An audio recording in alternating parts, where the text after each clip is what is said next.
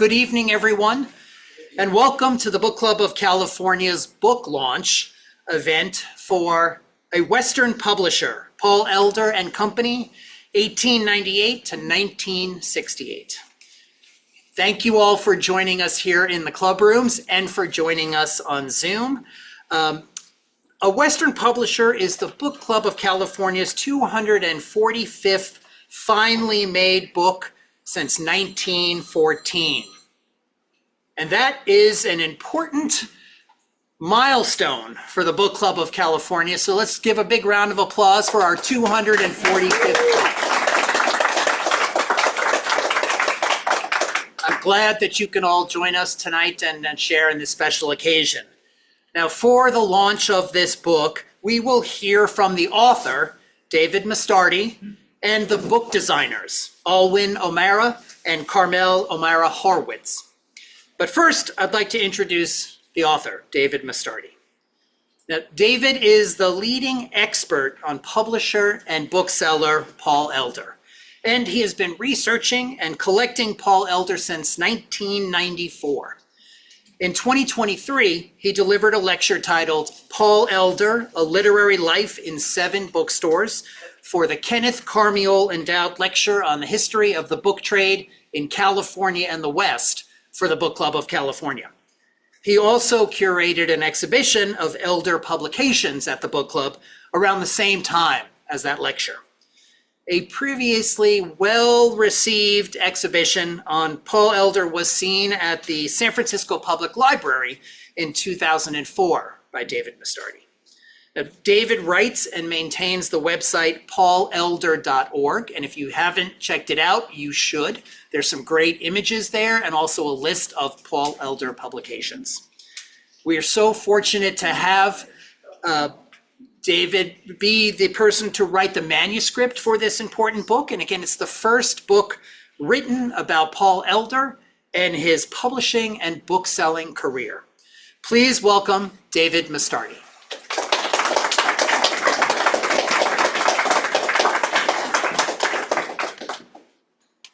Well, thank you very much, Kevin. And we're all set for the Zoom. Okay. I'm trying not to make noise here, but I'm not succeeding. Okay.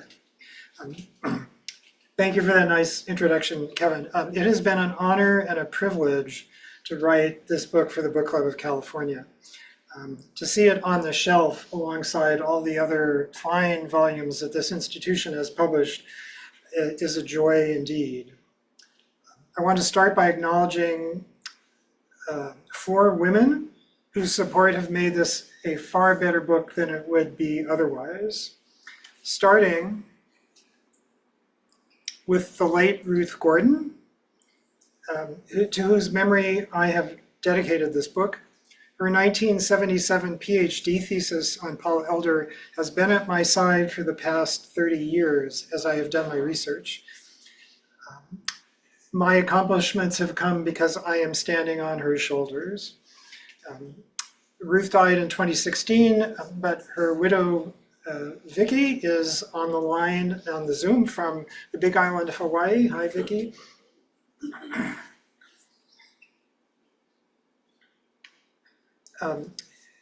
Jean and Meg Rogers, who I'm delighted to say are here with us this evening. Jean is Paul Elder's granddaughter, and for the past 30 years, Jean has cheerfully opened up her family archive of photographs and books and ephemera for my research. And my wife, Arlene Baxter, who has supported me with love throughout this entire long journey.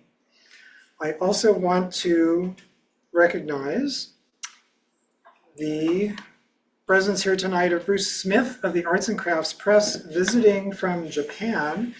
Bruce honored me by writing the foreword to this book. It was Bruce and his wife Yoshiko who were largely responsible for sparking the journey that led to this book.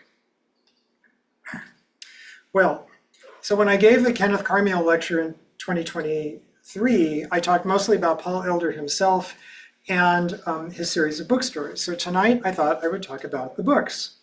But what to call the talk? What would the title be? So the first thing I toyed with was 12 Paul Elder books you should read before you die. but that's so hackneyed. I mean, everybody's got to do this before you die kind of book. And besides, who wants to talk about death on a happy night like this? So, no. Instead, I've decided to call it 12 Paul Elder books you should read, despite rumors you might have heard that elders aren't worth reading. Now, while I admit that many elders, in fact, aren't great reading, there are plenty that are, and I've picked out 12 of them for you tonight. I've arranged them by subject, so let's start with travel. So I have 2 favorite books from the Elder and Shepherd years. That's from 1898 to 1903, when Paul Elder was in partnership with the artist and author Morgan Shepherd. Here's the first, Wayfarers in Italy from 1902, Armchair Travel Literature by Catherine Hooker. So this whole frontispiece title page spread was designed by Morgan Shepherd. The frontispiece there on the left is a drawing of a town in Italy called Ascoli Piceno. And Ascoli, as it happens, is just 20 miles from where my own grandfather was born. Arlene and I were in Ascoli 4 years ago, where we were able to find the exact same spot. 120 years later, and nothing has changed. Okay, there's a car there now, but...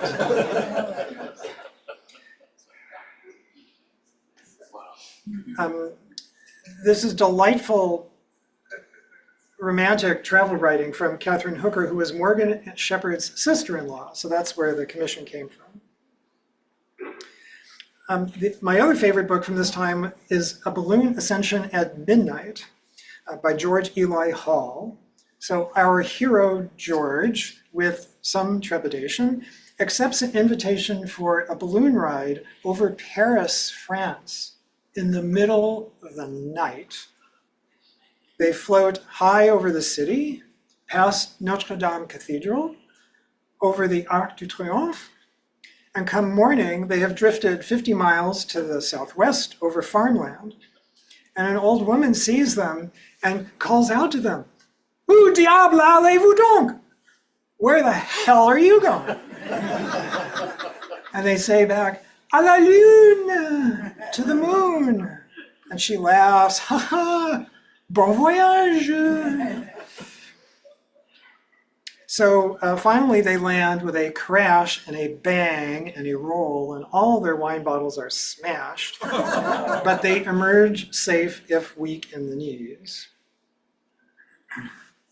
So several books about California. Whoops. This is very sensitive. So publishers around the country raced to San Francisco to cover the wreckage and the ruins of the 1906 earthquake and fire. Most of these were just rushed hatchet jobs. But Charles Keeler's San Francisco through earthquake and fire was different. Keeler himself had rushed over to the city while the fire was still burning to assist in the relief work. And Paul Elder knew that Keeler could be counted on to supply the kind of prose to do justice to such a once-in-a-lifetime disaster. So the Overland Monthly called this the only unexaggerated version of the calamity. It also contains many fine photographs by local photographers, including this one of the poor old Palace Hotel burning. California the Beautiful, which in my youth we would have called a coffee table book. These are 2 of the 3 known cover photographs. So each page has some prose and a poem on the left and a tipped-in photogravure on the right. This is the Robert Louis Stevenson Monument in Portsmouth Square. My research has convinced me that Robert Louis Stevenson was one of Paul Elder's personal favorite authors, if not the favorite. The bronze ship atop the monument was one of Elder's favorite images, and he used this in a number of his books. These days, Portsmouth Square is smack in the middle of Chinatown, and few tourists realize that this was San Francisco's original town square. The Stevenson Monument was installed there in 1897 because Stevenson himself in 1880 liked to sit there. However, there's currently an ongoing struggle over this monument. The Chinese community wants to get rid of it, to move it anywhere but get it out of Chinatown. But however, there's now some pushback. I personally hope that San Francisco will come to its senses and leave the monument right where it is now. The photographs in this book are really quite high quality. Here's one of Half Dome in Yosemite by Oscar Maurer.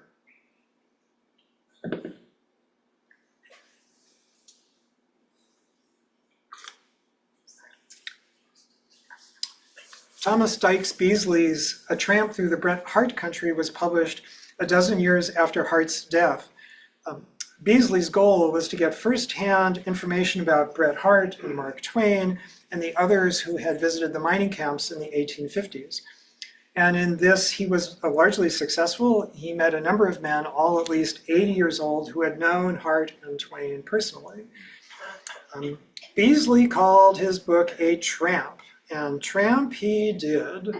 He walked the entire way northward through the gold country, often in the heat of the day with a big, heavy pack on his back. He started in Stockton, and he tramped up to Angels Camp, Sonora, San Andreas, Jackson, Placerville, the ruins of Coloma, where gold was found in 1848, Auburn, Grass Valley, Nevada City, before returning down to Marysville in the valley, a total of 270 miles. To give an example of one of his interviews, here is Mr. Ben Taylor, of Grass Valley, at the time the oldest man in Nevada County. He came to California on the Emigrant Trail in 1849. He built his house, this house, in 1864, mortising and dovetailing all the timbers instead of nailing them. He knew Mark Twain, and he liked his dry humor, and he called him someone who would pass the time of day and take a friendly drink with any man upon the road. I have a few architecture books. This was one of the most influential books ever published by Paul Elder. The Simple Home, again by Charles Keeler. The original edition can be really hard to find, although there is a copy for sale on eBay right now, actually. And while there was a reprint in 1978, that is also hard to find. In 1904, Charles Keeler was president of the Berkeley Hillside Club.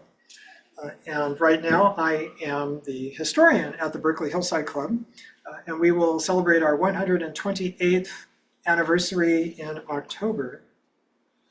The club was founded in 1898 primarily to prevent the proliferation of ugly Victorian houses and blemishing the Berkeley hillsides. But if you're not going to build an ugly Victorian house, what kind of house do you build? Well, you build an arts and crafts house. So that's what Keeler's book is about. And the Simple Home became a manifesto of sorts for the Hillside Club and sort of an expression of the California arts and crafts movement in general. So Keeler's own house is featured in this book. That's a picture there. Now, most of the pictures ended up in landscape mode, so they're sideways. So I'll turn this around for you. This is the inside of Keeler's house. It survives today. Different furnishings, obviously, after all this time, but this room looks just the same now as it did then. So this house was, the architect was Bernard Maybeck.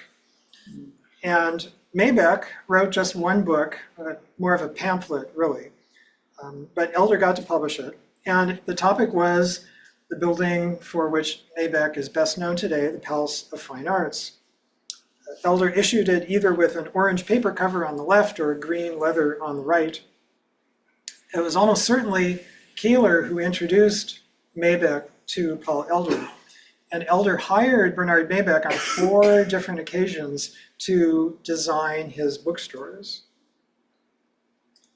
So in his book, Maybeck writes about how he designed the Palace of Fine Arts to evoke a sad, melancholy air of vanished grandeur, like ancient Roman ruins covered in bushes and ivy and trees.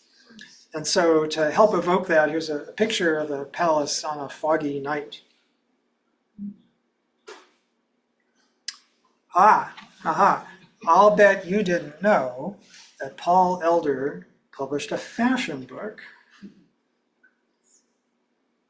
The Art and Ethics of Dress by Eva Olney Farnsworth, with delightful, absolutely precious pen and ink drawings by Audley Wells. And this is surely the only book ever published about women's fashion to feature an elephant on the title page. Not an association that most women want to encourage. It is also surely one of the few women's fashion books to quote John Ruskin. Now, in many ways, this book was way ahead of its time. Olney insists that women can dress well and healthily no matter what their shape or size. She rails against corsets and other restrictive underclothes. She pans the fashion industry, which is only in search of novelty. And she hates high-heeled shoes and their ravages upon women's feet. Now, I will say she did not predict the entire future correctly. She also called earrings a relic of barbarism. I just love the illustrations in this book. I love them. I mean, look at this. Aren't these Japanesque dresses simply gorgeous? David, who did the illustrations? Audley Wells did the illustrations. Elder just published a couple of books about science, but they're very high quality. So Bird Notes Afield, again by Charles Keeler. Keeler was one of Elder's favorites. Keeler was originally a naturalist before he branched out into other fields. The first edition on the left in 1899, popular enough to warrant a second edition in 1907. So the first sentence in this book is, "We who know California think it the most glorious of lands." How's that for a title sentence, a topic sentence for you? So he goes on, "The winds of freedom blow across its lofty mountains and expansive plains, and there is something untamed and elemental about its wildernesses and a tender charm about its pastoral valleys." So Keeler was nothing if not florid. But in the back of this book are long appendices describing all the major California birds. And I argue that this book should be seen as an early field guide.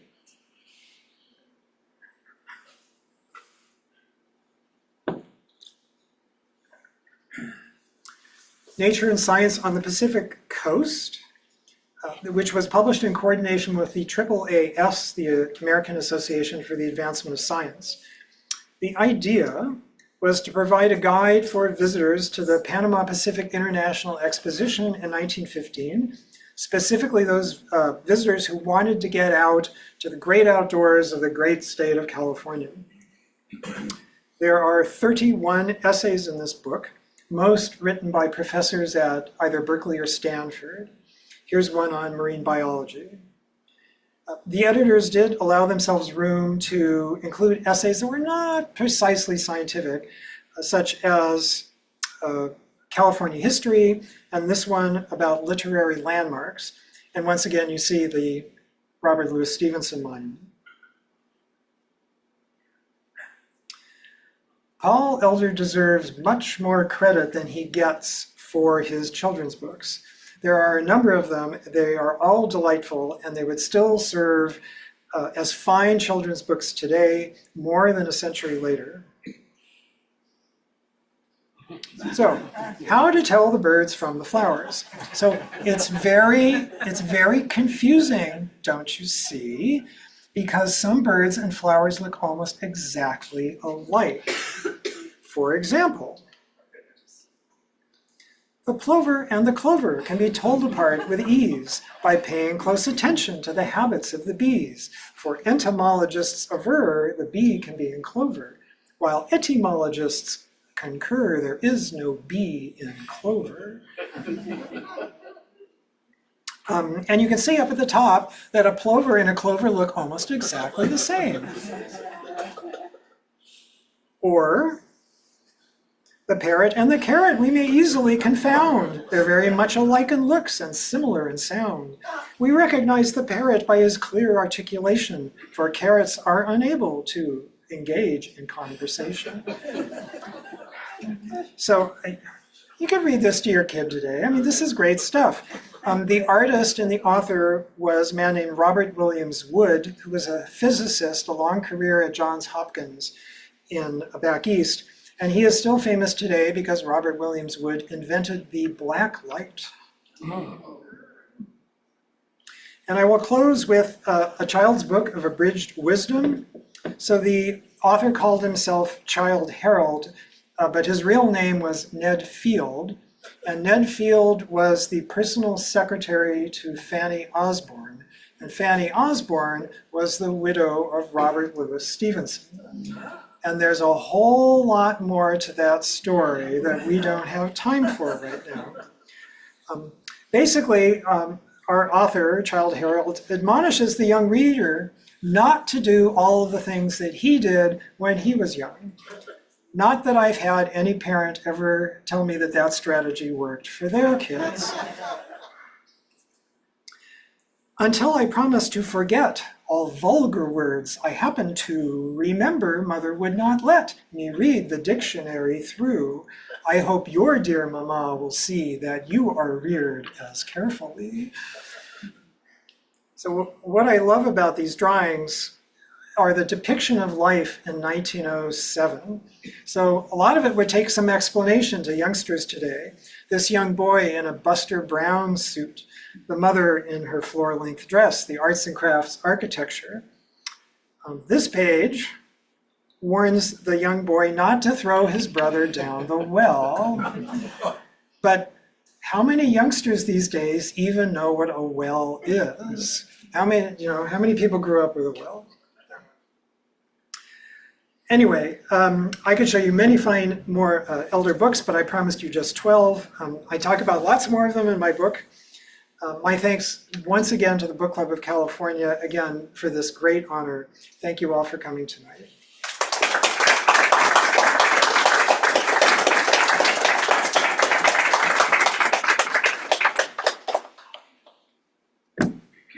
But wait, there's more. Now I want to introduce the book designers for this publication. They're going to say a few words about their work and about this project. Come on up, Allwyn O-Mara and Carmel O-Mara-Horwitz. I have a brief few words about you. You could stay here though. Allwyn O-Mara is a book designer and a binder who worked with Gloria Stewart at her press, Imprentice Glorious. In addition to dozens of artist books with Imprentice Glorious, she has worked on books with the Melville Press, the Weatherbird Press, our good friend David Wing, other printers, and many, many book artists. Now, Carmel O-Mara-Horwitz is her daughter, of course. She's also an illustrator and a book artist herself. She has worked on the illustrations and layouts for many miniature books, children's books, some of my favorite, and artist books. Please welcome Allwyn and Carmel. Oh, this is their first book with the Book Club of California as well. There you go. Thank you. Thank you so much for your introduction. And this is Allwyn of Allwyn Unlimited Books. And actually this morning when we got in, or midday, we were very hungry and wandering up to Chinatown, and we got a chance to stumble across the Robert Louis Stevenson Memorial. And it was like, we're welcomed here. This is fabulous. So yes, and And so, and I'd like to take a moment and thank Kevin for the extraordinary patience and for the help. Closer to the mic. Great, okay. Yes, I'd like to take a moment to thank Kevin for his extraordinary patience and helping us push a book layout program far beyond its normal boundaries, and including its own developers would be astonished as to what we were able to accomplish. Wrangling software into serving an artist's vision is no small feat, and thank you very much, Kevin, for that. Yeah. This book holds special meaning for us. It is our first book fully executed in a digital environment. After decades of working in the analog book designer's fashion, that transition is not a small thing. As designers, we're always demanded more from our tools than they were designed to give. I'm not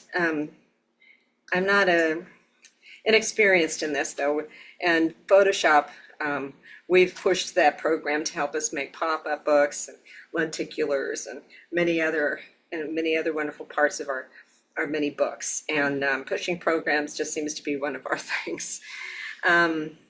What made this journey harder and more poignant is that we lost David Wing, a book club member, and as you've met, and a mentor to us. And he passed before the most intricate details could be worked out with this book. And so his absence was felt deeply throughout this process. But thank you, Kevin, for stepping in with us to make this happen. So yes, today we work together to coax, force, and yes, occasionally trick this program into producing a book that is it's never imagined it could make. And the workarounds we found and the errors we turned into features, honestly, they're worth them thinking through when they're making this. So yes, thank you so much. And we've loved working on the amazing story of Paul Elder and getting a chance to look at the history that's here in San Francisco. And we're looking forward to finding more of those amazing little spaces that he had a place in here. So, and now I'll give this over to you. So,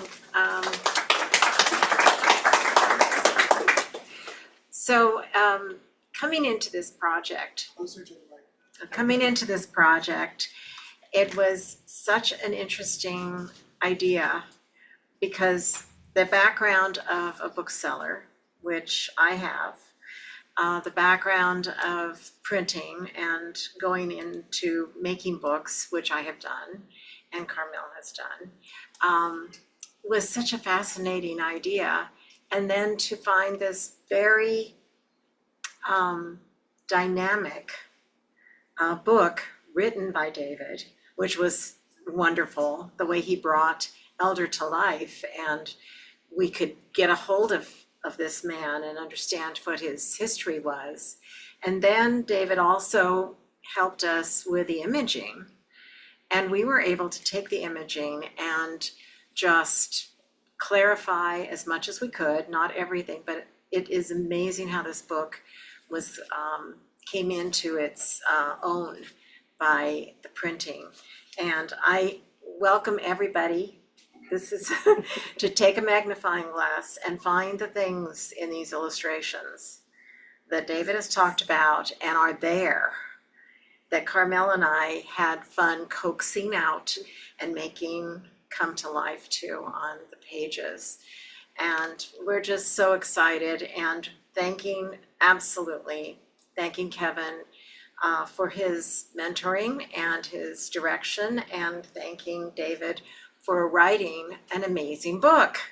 And that was, the pleasure that we had this year in doing that. And thank you guys. Thank you.